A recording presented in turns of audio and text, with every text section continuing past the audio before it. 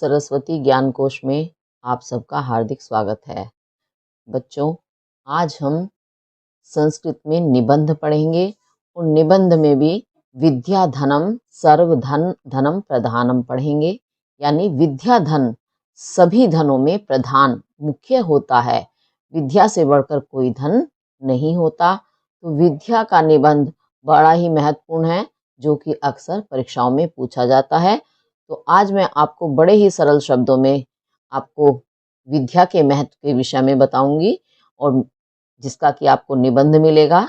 जो कक्षा 10 में आता है उसमें निबंध में 8 लाइन पूछी जाती हैं और कक्षा 12 में 10 लाइन पूछी जाती हैं। तो आप जिनको 8 की आवश्यकता है वो 8 लाइन अच्छे से कर लें, और जिन्हें 12 की आवश्यकता है 12 अच्छे से कर लें।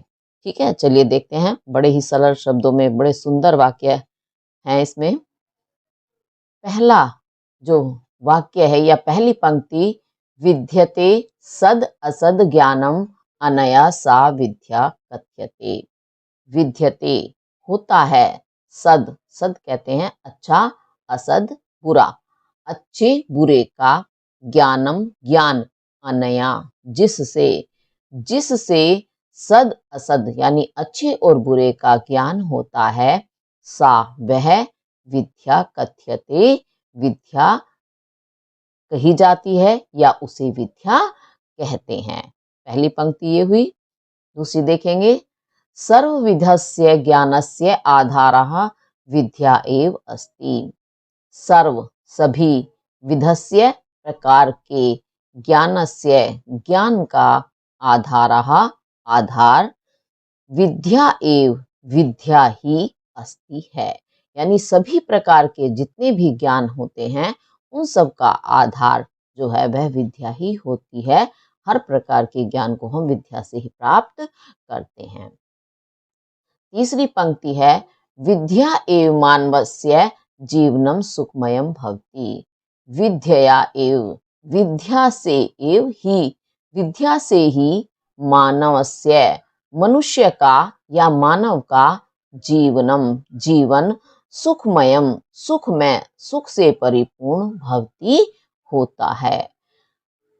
अब उसके बाद आगे आती है, अन्य धनस्य व्यय कृते नश्यति किंतु इदम व्यय कृते वर्धते। अन्य धनम, अन्य धन और बाकी जितने भी धन हैं, व्यय कृते व्यय करने पर, व्यय यानी खर्च, खर्च करने पर, नश्यति नष्ट हो जाता है। दूसरा धन व्यय करने पर, खर्च करने पर नष्ट हो जाता है, किंतु परंतु, इदम यह व्यय करते, व्यय करने से, वर्धते बढ़ता है। यानी और जितने भी धन होते हैं जब उनका प्रयोग करते हैं, इस्तेमाल करते हैं तो वह नष्ट हो जाता है, धीरे धीरे कम होता जाता है।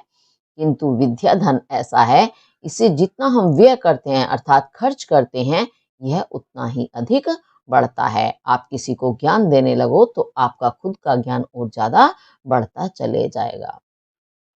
आगे देखते हैं, इदम बंधु भी ना विभाज्यते ना चोरई चोर्यते राजा हर्तुम न शक्नोति।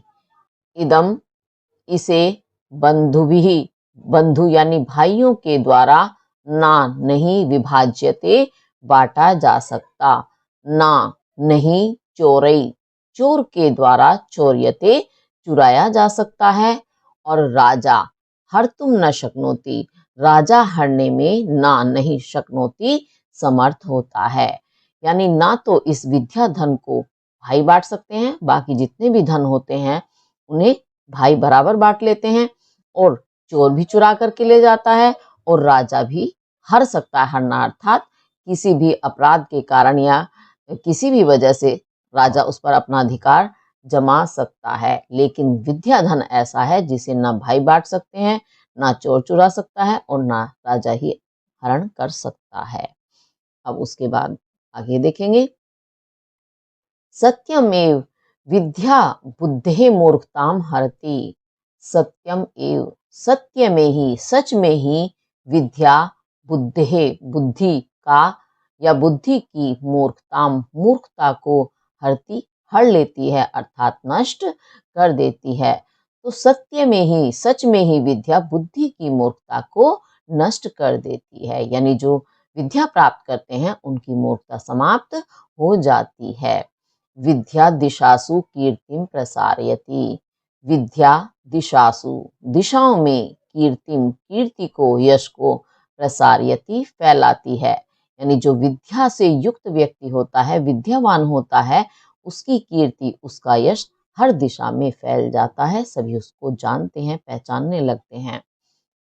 इदम, यह, विदेश गमने, विदेश जाने पर, स्व कहते हैं अपना, बंधुजन यानी परिवार का सदस्य भवती होती है। यानी विदेश जाने वाले व्यक्ति के लिए विद्या बंधु के समान, अपने भाई या परिवार के सदस्य के समान होती है। सबसे ज्यादा सहायता विद्यावान व्यक्ति को ही विद्या से प्राप्त होता है। अतः सर्वे जनाः स्वपुत्र पौत्रान् पुत्रिश्च पाठयेयुः।